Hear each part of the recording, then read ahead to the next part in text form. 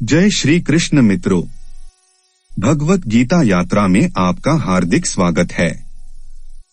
सबसे पहले चैनल को लाइक और सब्सक्राइब करें और उसके साथ ही आज हम प्रारंभ करते हैं। तृतीयोध्याय कर्मयोग। कर्मयोग और ज्ञान योग का भेद।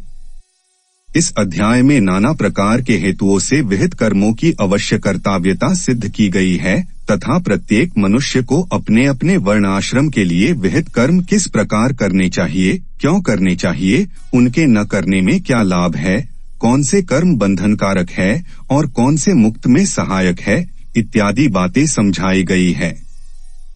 इस प्रकार इस अध्याय में कर्मयोग का विषय अन्यान्य अध्यायों की अपेक्षा अधिक और विस्तार पूर्वक वर्णित है एवं दूसरे विषयों का समावेश बहुत ही कम हुआ है। जो कुछ हुआ है वह भी बहुत संक्षेप में हुआ है, इसलिए इस अध्याय का नाम कर्मयोग रखा गया है। बुद्धि शब्द का अर्थ ज्ञान मन लेने से अर्जुन को भ्रम हो गया। भगवान के वचनों में कर्म की अपेक्षा ज्ञान की प्रशंसा प्रतीत होने लगी एवं वे वचन उनके स्पष्ट न दिखाई देकर मिले हुए से जान पड़ने लगे। अतएव भगवान से उनका स्पष्टीकरण करवाने की और अपने लिए निश्चित श्रेय साधन जानने की इच्छा से अर्जुन पूछते हैं। श्लोक 1। अर्जुन उवाच जायसी चेत कर्णनस्ते मता बुद्धिर्जनार्दन तत्किं कर्मणि घोरे मां नियोजसी केशव। अर्थात अर्जुन बोले, हे जनार्दन, यदि आपको कर्म की अपेक्षा ज्ञान श्रेष्ठ मान्य है तो फिर हे केशव, मुझे भयंकर कर्म में क्यों लगाते हैं। श्लोक 2। व्यामिश्रेणे वाक्येन बुद्धि मोह्यसीव में तदेकं वद निश्चित्य येन श्रेयोहमाप्नुयाम। अर्थात आप मिले हुए से वचनों से मेरी बुद्धि को मानो मोहित कर रहे हैं, इसलिए उस एक बात को निश्चित करके कहिए जिससे मैं कल्याण को प्राप्त हो जाऊं। इस प्रकार अर्जुन के पूछने पर भगवान उनका निश्चित कर्तव्य भक्ति प्रधान कर्मयोग बतलाने के उद्देश्य से पहला उनके प्रश्न का उत्तर देते हुए यह दिखलाते हैं कि मेरे वचन व्यामिश्र अर्थात मिले हुए नहीं हैं, वर सर्वथा स्पष्ट और अलग अलग हैं। श्लोक 3। श्री भगवान वाच लोकेस्मिन् द्विविधा निष्ठा पूरा प्रोक्ता मया नघ ज्ञानयोगेन सांख्याना कर्मयोगेन योगिना। अर्थात श्री भगवान बोले, हे निष्पा, इस लोक में दो प्रकार की निष्ठा मेरे द्वारा पहले वर्णन की गई हैं, उनमें से सांख्य योगियों की निष्ठा कर्मयोग से होती है। पूर्व श्लोक में भगवान ने जो यह बात कही है कि सांख्य निष्ठा ज्ञान योग के साधन से होती है और योग निष्ठा कर्मयोग के साधन से होती है, उसी बात को सिद्ध करने के लिए अब यह दिखलाते हैं कि कर्तव्य कर्मों का स्वरूप त्याग किसी भी निष्ठा का हेतु नहीं है। श्लोक 4। न कर्मणाम नारंभान्नैष्कमर्यं पुरुषोषुते न च संन्यसनादेव सिद्धि समाधि गच्छति।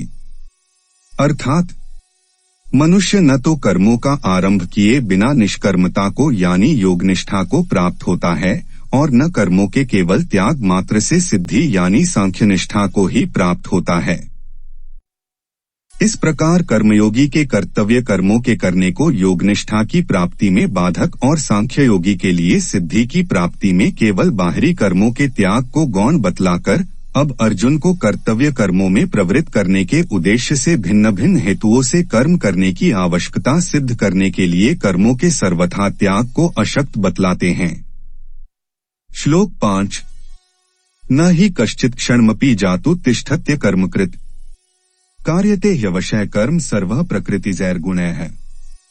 अर्थात निःसंदेह कोई भी मनुष्य किसी भी काल में क्षण मात्र भी बिना कर्म किए नहीं रहता, क्योंकि सारा मनुष्य समुदाय प्रकृति जनित गुणों द्वारा परवश हुआ कर्म करने के लिए बाध्य किया जाता है। पूर्व श्लोक में यह कही गई कि कोई मनुष्य क्षण मात्र भी कर्म किए बिना नहीं रहता। इस पर यह शंका होती है कि इंद्रियों की क्रियाओं को हठ से रोककर भी तो मनुष्य कर्मों का त्याग कर सकता है।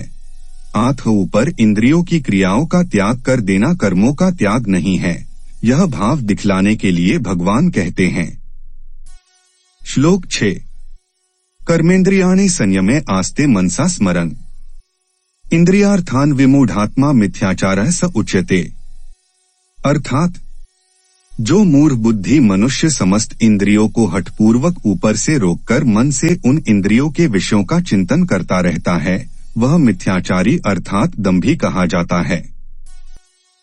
इस प्रकार केवल ऊपर से इंद्रियों को विषयों से हटा लेने को मिथ्याचार बतलाकर अब आसक्ति का त्याग करके इंद्रियों द्वारा निष्काम भाव से कर्तव्य कर्म करने वाले योगी की प्रशंसा करते हैं।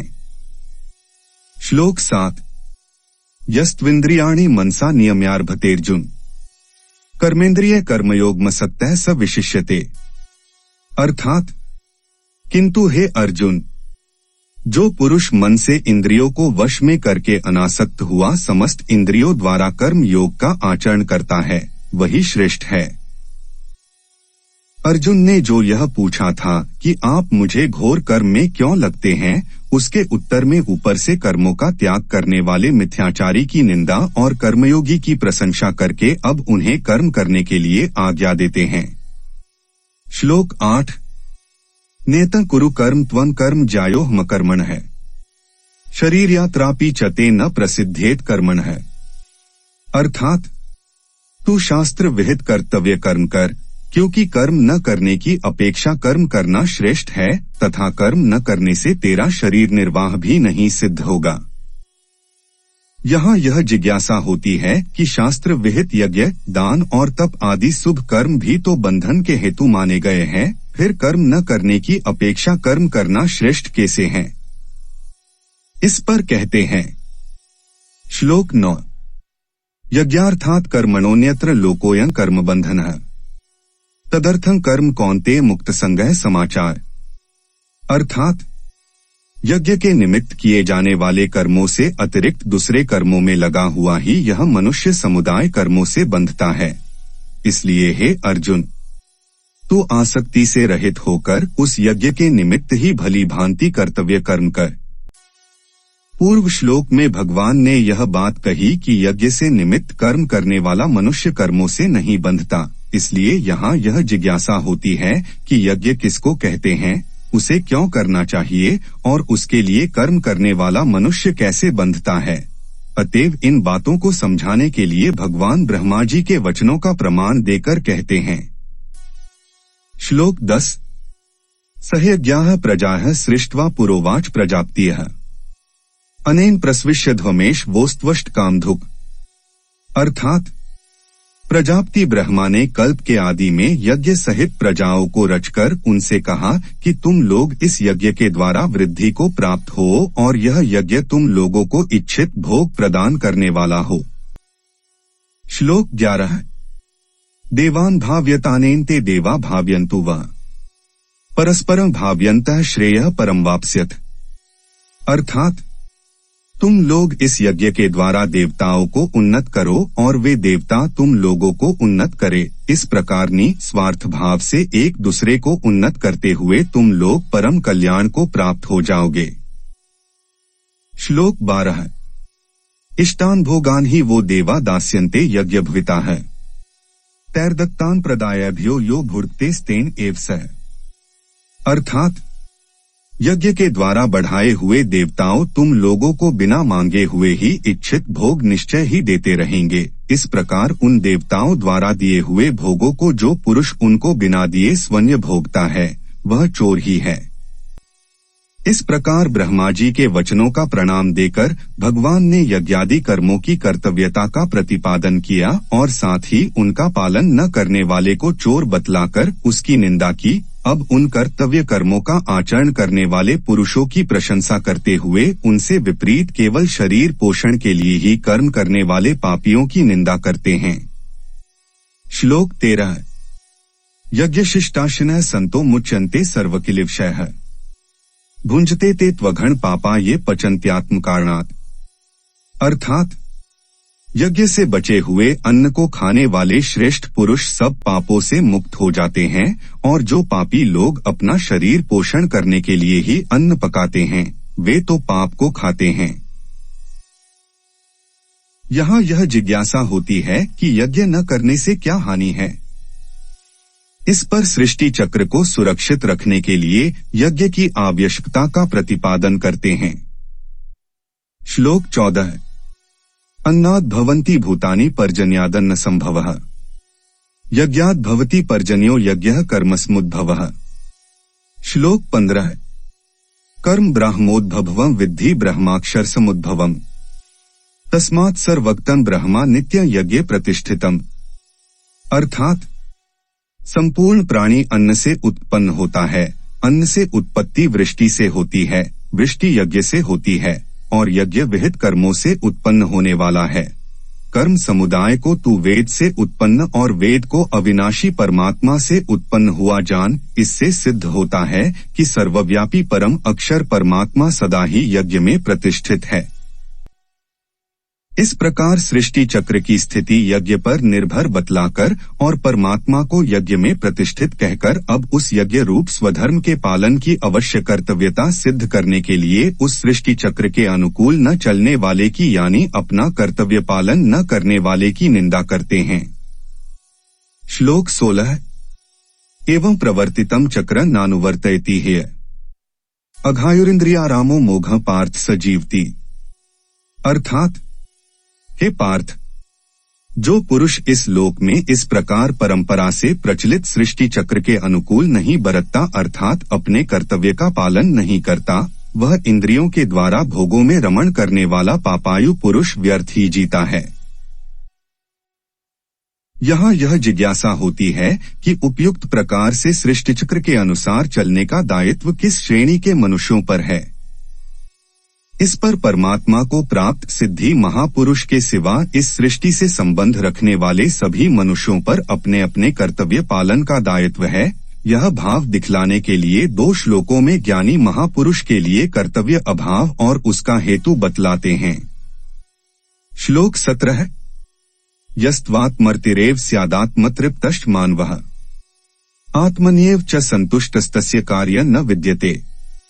अर्थात परंतु जो मनुष्य आत्मा में ही रमण करने वाला और आत्मा में ही संतुष्ट हो उसके लिए कोई कर्तव्य नहीं है। श्लोक 18। नैव तस्य कृतेनार्थो नाकृतेने कश्चन न चास्य सर्वभूतेषु कश्चिदर्थव्यपाश्रयः। अर्थात उस महापुरुष का इस विश्व में न तो कर्म करने से कोई प्रयोजन रहता है और न कर्मों के न करने से ही कोई प्रयोजन रहता है तथा संपूर्ण प्राणियों में भी इसका किंचिन मात्र भी स्वार्थ का संबंध नहीं रहता। यहाँ तक भगवान ने बहुत से हेतु बतलाकर यह बात सिद्ध की कि जब तक मनुष्य को श्रेय रूप परमात्मा की प्राप्ति न हो जाए तब तक उसके लिए स्वधर्म का पालन करना अर्थात अपने वर्णाश्रम के अनुसार विहित कर्मों का अनुष्ठान निःस्वार्थ भाव से करना अवश्य कर्तव्य है और परमात्मा को प्राप्त हुए पुरुषों के लिए किसी प्रकार का कर्तव्य न रहने पर उसके मनेंद्रियों द्वारा लोक संग्रह के लिए प्रारब्धानुसार कर्म होते हैं। अब उपयुक्त वर्णन का लक्ष्य कराते हुए भगवान अर्जुन को अनासक्त भाव से कर्तव्य कर्म करने के लिए आज्ञा देते हैं। श्लोक 19। तस्मात् सक्तः सक्तं कार्यं कर्म समाचर असक्तो माचरन् कर्म परमाप्नोति पुरुषः। अर्थात इसलिए तू निरंतर आसक्ति से रहित होकर सदा कर्तव्य कर्म को भलीभांति करता रह, क्योंकि आसक्ति से रहित होकर कर्म करता हुआ मनुष्य परमात्मा को प्राप्त हो जाता है। पूर्व श्लोक में भगवान ने जो यह बात कही कि आसक्ति से रहित होकर कर्म करने वाला मनुष्य परमात्मा को प्राप्त हो जाता है, उस बात को पुष्ट करने के लिए जनकादि का प्रणाम देकर पुनः अर्जुन के लिए कर्म करना उचित बतलाते हैं। श्लोक 20। कर्मणैव हि संसिद्धिमास्थिता जनकादयः लोक संग्रह में वापि संपश्यन कर्तुमर्हसि। अर्थात जानकादि ज्ञानी जन भी आसक्ति रहित कर्म द्वारा ही परम सिद्धि को प्राप्त हुए थे, इसलिए तथा लोक संग्रह को देखते हुए भी तू कर्म करने को ही योग्य है, अर्थात तुझे कर्म करना ही उचित है। पूर्व श्लोक में भगवान ने अर्जुन को लोक संग्रह की ओर देखते हुए कर्मों का करना उचित बतलाया। इस पर यह जिज्ञासा होती है कि कर्म करने से किस प्रकार लोक संग्रह होता है। आथ यही बात समझाने के लिए कहते हैं। श्लोक 21। यद्यदाचरति श्रेष्ठस्तत्तदेवेतरो जनः स यत् प्रमाणम कुरुते लोकस्तदनुवर्तते। अर्थात श्रेष्ठ पुरुष जो आचरण करता है, अन्य पुरुष भी वैसा वैसा ही आचरण करते हैं। वह जो कुछ प्रमाण कर देता है, समस्त मनुष्य समुदाय उसी के अनुसार बरतने लग जाता है। इस प्रकार श्रेष्ठ महापुरुष के आचरणों को लोक संग्रह में हेतु बतलाकर अब भगवान 3 श्लोकों में अपना उदाहरण देकर वर्णाश्रम के अनुसार विहित कर्मों के करने की अवश्य कर्तव्यता का प्रतिपादन करते हैं। श्लोक 22। न मे पार्थास्ति कर्तव्यं त्रिषु लोकेषु किंचन नान्वाप्तं वाप्तव्यं वर्त एव च कर्मणि। अर्थात हे अर्जुन, मुझे इन तीनों लोकों में न तो कुछ कर्तव्य है और न कोई भी प्राप्त करने योग्य वस्तु अप्राप्त है, तो मैं ही बरतता हूँ। श्लोक 23। यदि मेह न वर्तें जातु कर्मण्यतन्द्रितः मम वर्तमानुवर्तन्ते मनुष्याः पार्थ सर्वशः।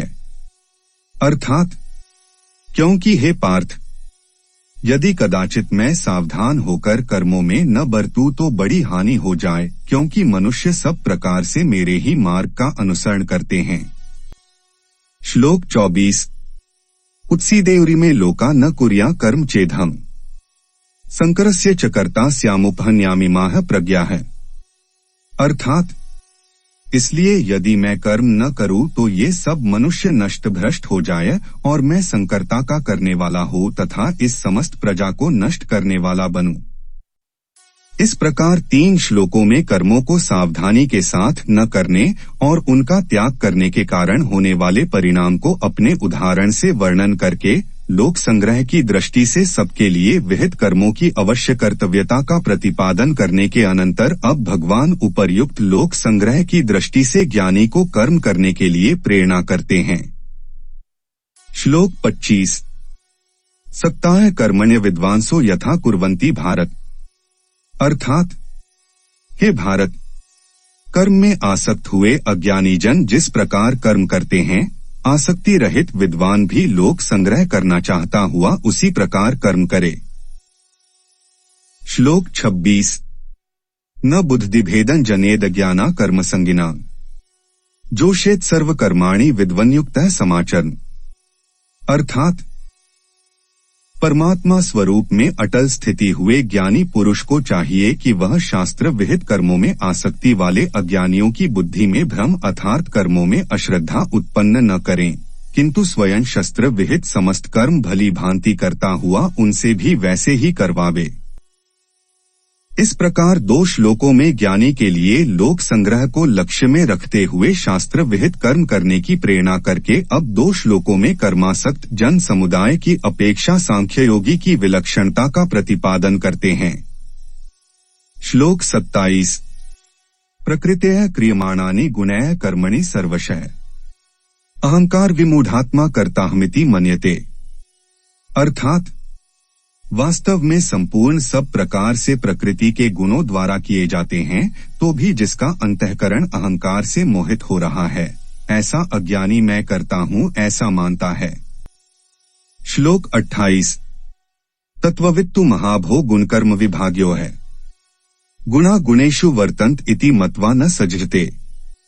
अर्थात परंतु हे महाबाहो, गुण विभाग और कर्म विभाग के तत्व को जानने वाला ज्ञानयोगी संपूर्ण गुण ही गुणों में बरत हैं, ऐसा समझकर उनमें आसक्त नहीं होता।